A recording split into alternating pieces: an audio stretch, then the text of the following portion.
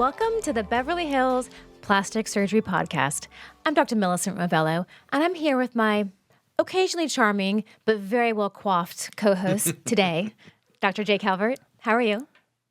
I'm good. I made it to hair and makeup today, You did. I'm trying to look, a little less. My dad said something to me when I was visiting him recently, and it was after being with him for 5 days in Hawaii. He goes, "Have you ever thought about combing your hair?" Oh, man. I was like, yes, I have combed my hair, and it was very funny. We lost it. So, like the other day, I called him. I was like, "Hey, Dad, I got to talk to you about something." And he's like, "What?" And I was like, I don't want to go out on a limb here, but I'm thinking about combing my hair. Aw. It was like, all right, that's enough. I was like, Well, that is a very appropriate lead-in to the fact that today we are talking about, well, not hair care. We're talking about skincare. yes.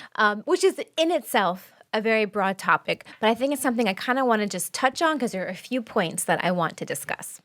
Skincare is big, and I know that we in plastic surgery kind of harp on it a lot because if your skin doesn't look great, then all the plastic surgery operations we do are going to be wrapped in sort of something not awesome. So you want to, awesome. you got to take care of your skin. The skin is so crucial. Yes, we can do so many cool things with plastic surgery, facelifts, rhinoplasties, tummy tucks, all these things that really recontour and reshape how you look.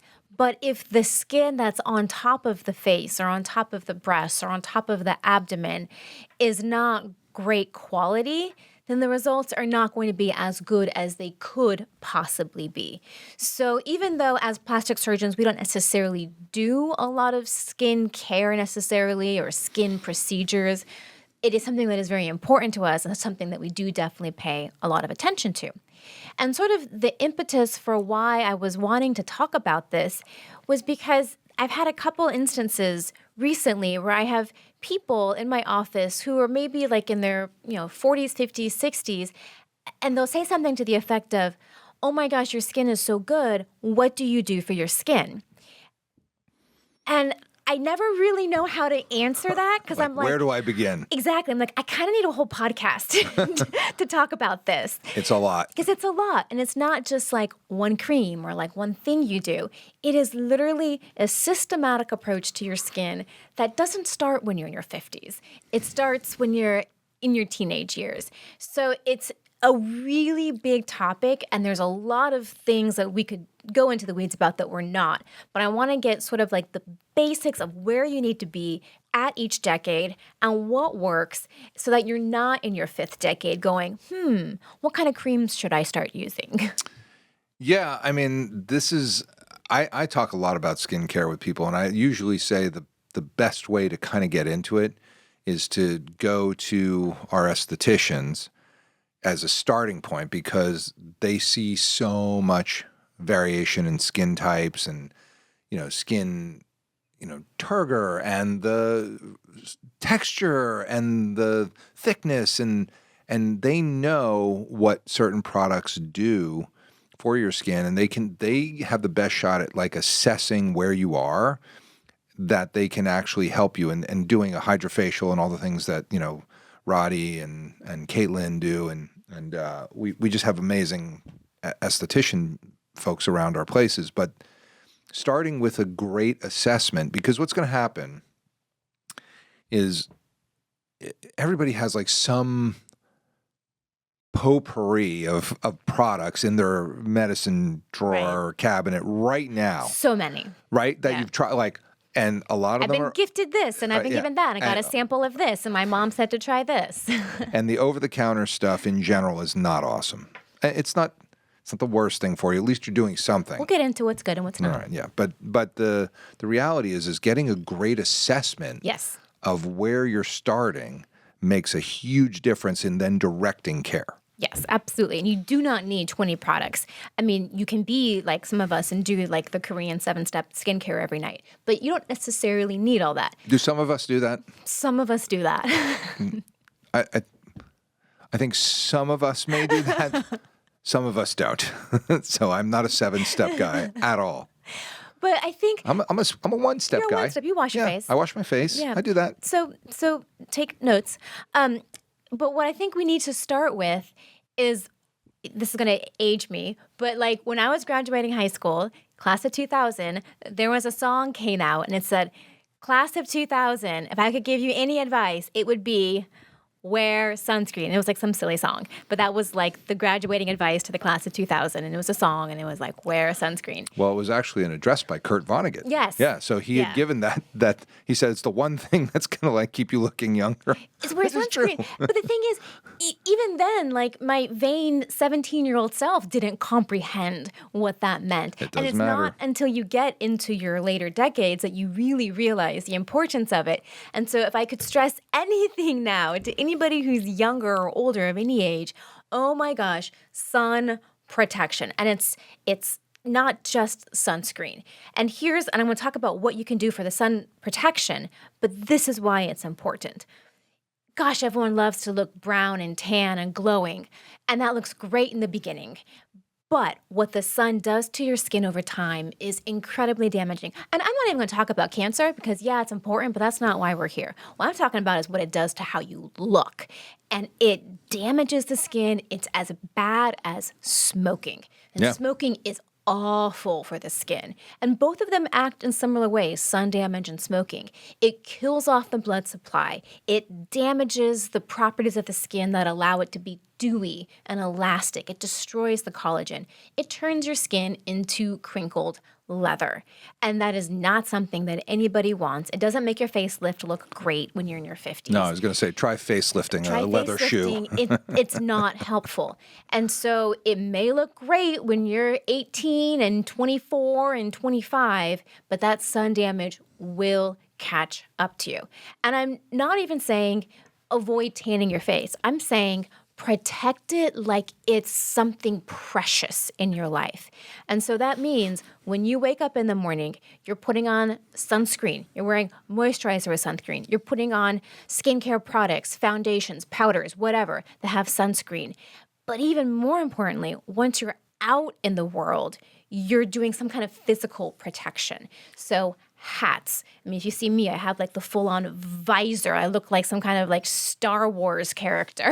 You do. Because sometimes you look like a Jawa. I totally do. And I even now have the gloves that go up past my elbows to protect my arms when I'm driving. Because when you're driving especially here in Southern California, you just get blasted by the sun rays, 5:00 p.m. driving home on the freeway. Like, no, you don't have to go to that extreme, but you have to be cognizant of the fact that the sun does incredible damage to you. And if you do nothing else in this world, protect your skin from the sun. And I think don't smoke goes without saying for many reasons. Like a cigarette here and there is not going to be the end of the world, but chronic smoking is certainly going to do damage to the skin. So those are like at its most basic, something you have to consider when you're talking about taking care of your skin, protecting it. And then as you're going on into, your 20s and things like that, and you're getting a little more proactive about the kind of creams and devices and things you're using on your skin, there are sort of like 2 or 3 main tenets of things you probably should be doing on a regular basis, everyone. It should be like fluoride in the water. You should be using some kind of high-potent, medical-grade vitamin C product in the morning and some kind of Retin-A product in the evening. And you can start doing that in your late teens, early 20s. These are great products. They worked the vitamin C, and I'm not going to go into the details. You can look it up. But vitamin C is known to protect the skin. It protects against free radicals. It helps build collagen. Retin-A does something similar in terms of how it affects the texture and the quality and the thickness of the skin. So those 3 things you should be doing as soon as you even are thinking about skincare.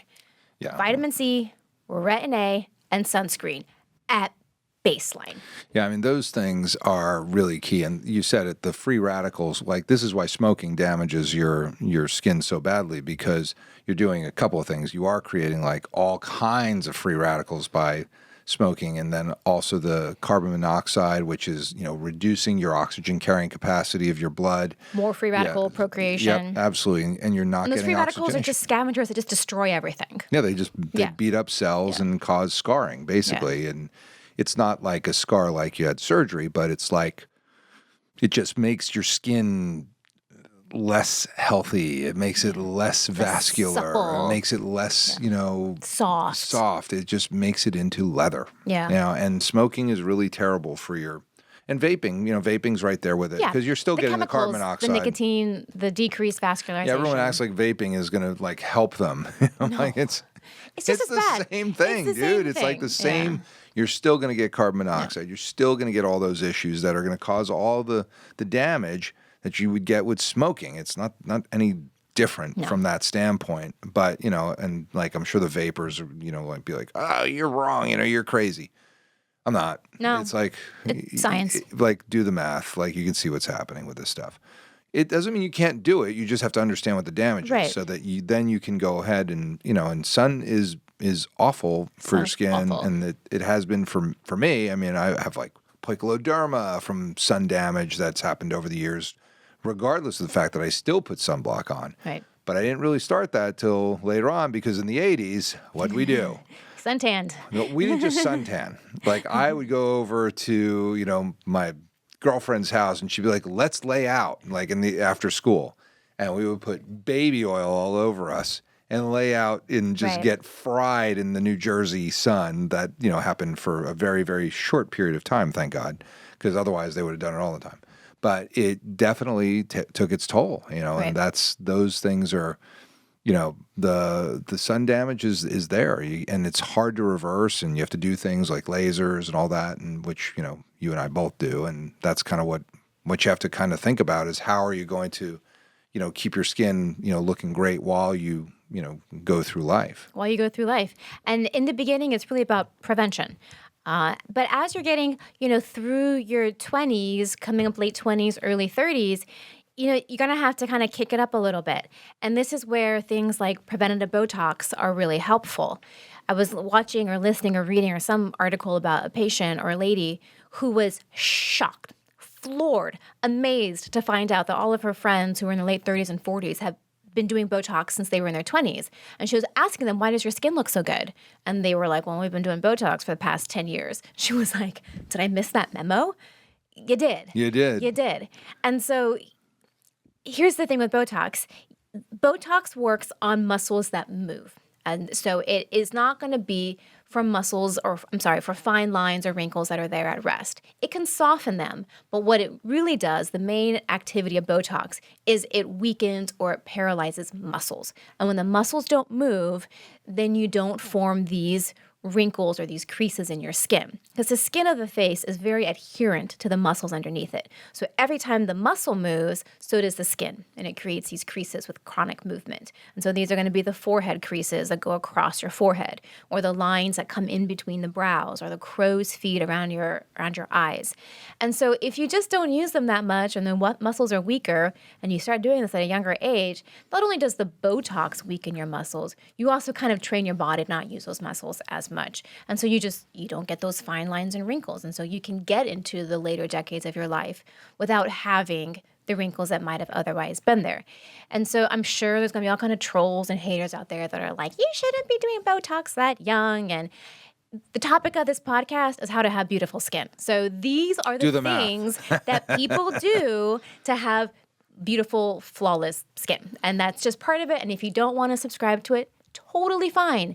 I have some friends who don't do Botox and they have wrinkles and fine lines and they're beautiful and they look great. And I always stare at them and I'm like, oh my gosh, so that's what aging naturally looks like.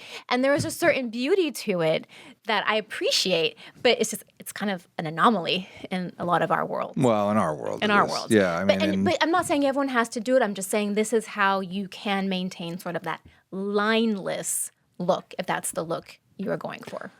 Lineless is good. Some people like to, they've earned their wrinkles. They want to just have them. Absolutely. That's fine. And that's totally fine. That is, I have no problem with that as long as you're wearing sunscreen.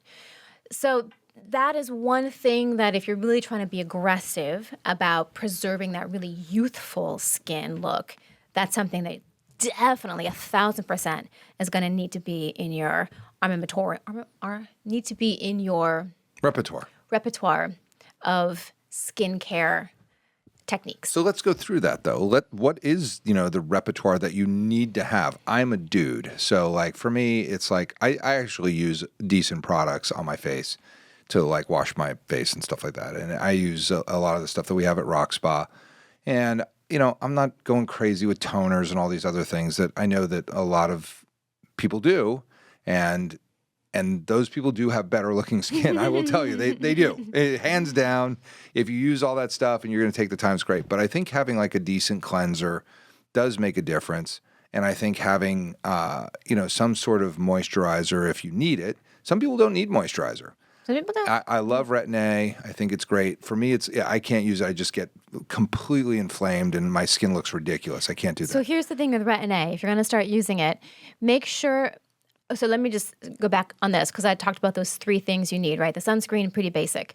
Vitamin C, you really need to have, like I said, a medical grade, one that you can get either in a doctor's office. The products that are sold in derm stores or medical offices are really good, high quality.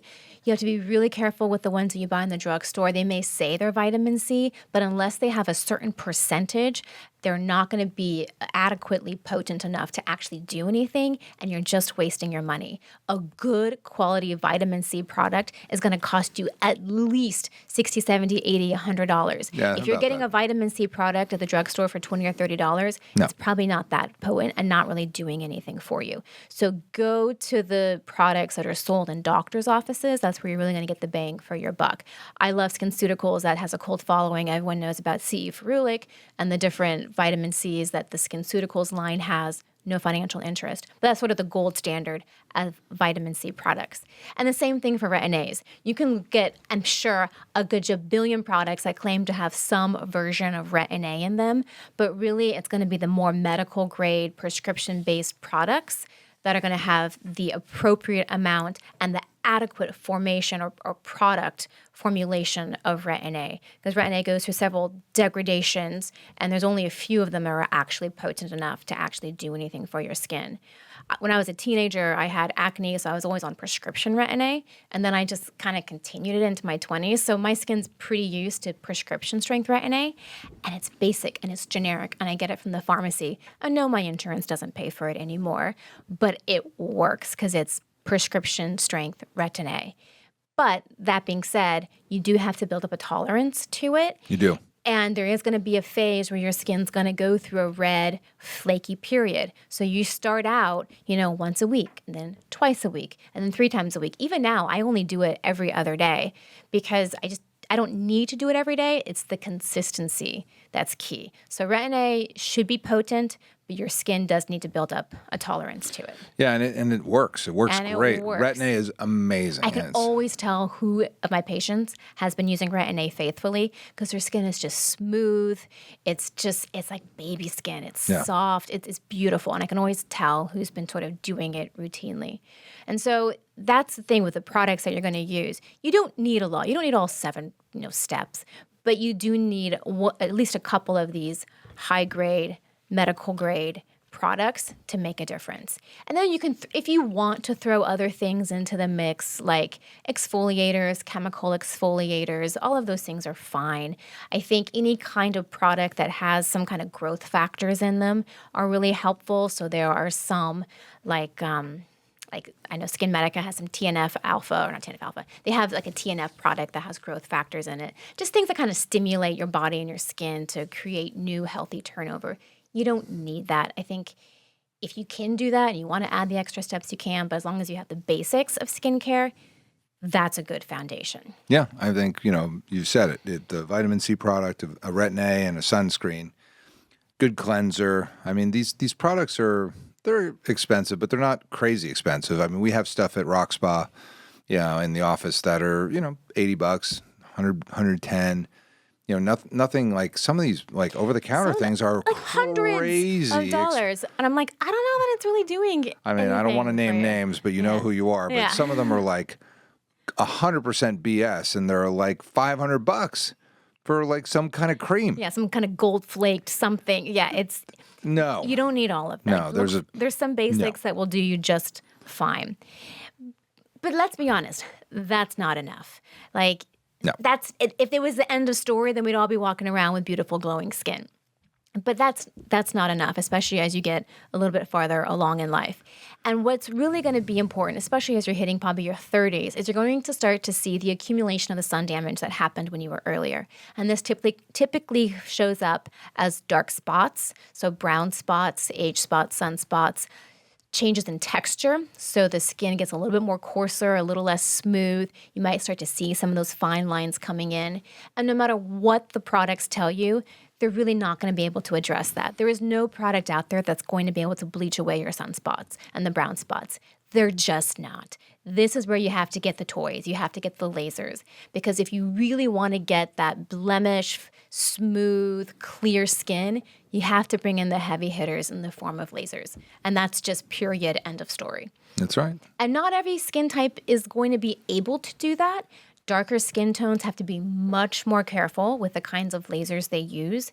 So go to somebody who knows their laser medicine. We've talked about this before. So a dermatologist or plastic surgery office, those are the places that really know how to use these lasers, because lasers in the wrong hands, in someone who's just learned how to turn the on button at some med spa, that is not the person you want to be going to with these really potent high energy devices, especially if you have skin on the darker spectrum. No, you want experts. You want people that can do the key is the assessment. I mean, in the end, that you have to understand what you're looking at as the practitioner, as the surgeon, the nurse practitioner, the PA, whoever it is that's taking care of you needs experience, and they need to know what they're looking at so that they can give you treatments that are actually going to make a difference and not, not do nothing, but also not cause damage. Right. Which can totally happen.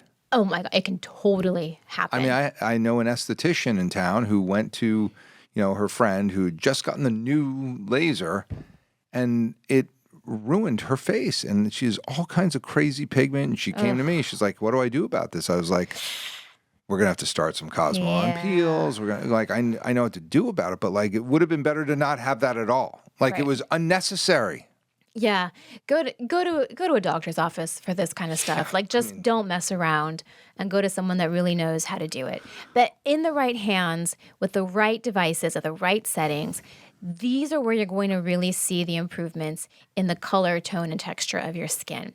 And this is going to be in the form of an IPL machine, perhaps. So a machine that's designed to blast the brown and the red pigment in your skin. It's going to get rid of those freckles and those sunspots. You're also going to have some lasers that can deal with telangiectasias and broken blood vessels, the V-beams, lasers like that. That's where you're really going to see the benefit in terms of getting all of that pigment out of your skin that no over-the-counter cream or no prescription cream is really going to be able to address. You need to bring in the big guns.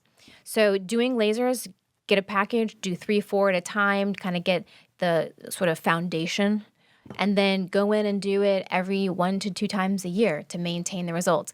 A lot of times people will come in after the summer months and blast away all the damage they did during the summer months and get that pigment out of their skin in the fall and the winter. And then I love microneedling. I think microneedling is amazing. I love microneedling with PRP, using your own blood and your serum, the classic vampire facial, or microneedling with exosomes, which I think is fantastic. So microneedling has these little tiny needles that make micro-injuries in your skin, and as your skin heals those micro-injuries, it develops and builds new collagen, and it repairs a lot of the things that have gone wrong in the skin, whether it's pigment, texture, things like that. So doing microneedling once every 3 months, have yourself set up for that. Go in and see the estheticians and get a facial once every couple of months to clear the pores out and refresh the skin and exfoliate it. These are all maintenance things that are more in-depth and more involved than just some serums and creams. Yeah, those things really make a big difference. Huge difference. The microneedling, I love microneedling. Love it and I so love much. the microneedling with RF. I like the Potenza that we have. I think there's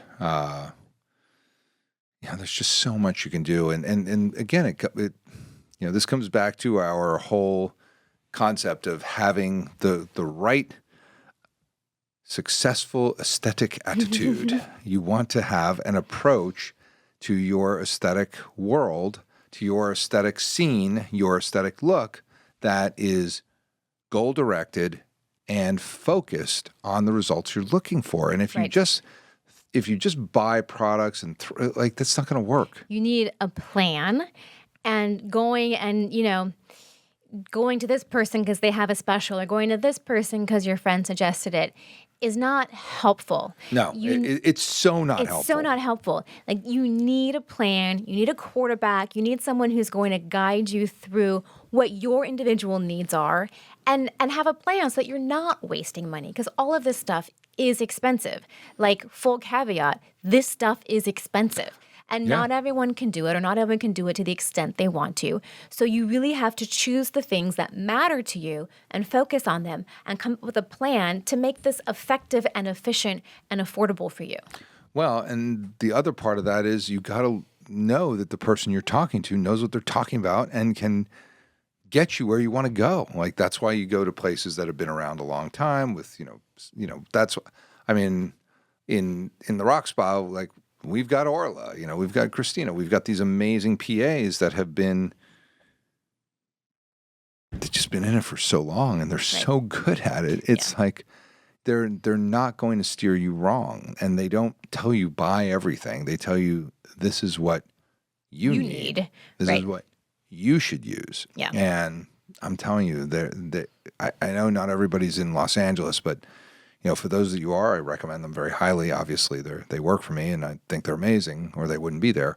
But wherever you are in the world, find that person that can actually direct you to the right treatments, to the right products, to the right skincare approach, so that you are making progress. And if things aren't going well, then you need to go back and talk to them and say, hey, the stuff that you recommended isn't working. Right. I need a different approach. I need a different plan. Yep. And all of these things that we're talking about are really for the quality of the skin. We haven't even really talked about, like, the tightening and the skin tightening devices. So much. There's so much that you could do, and that's not really the point.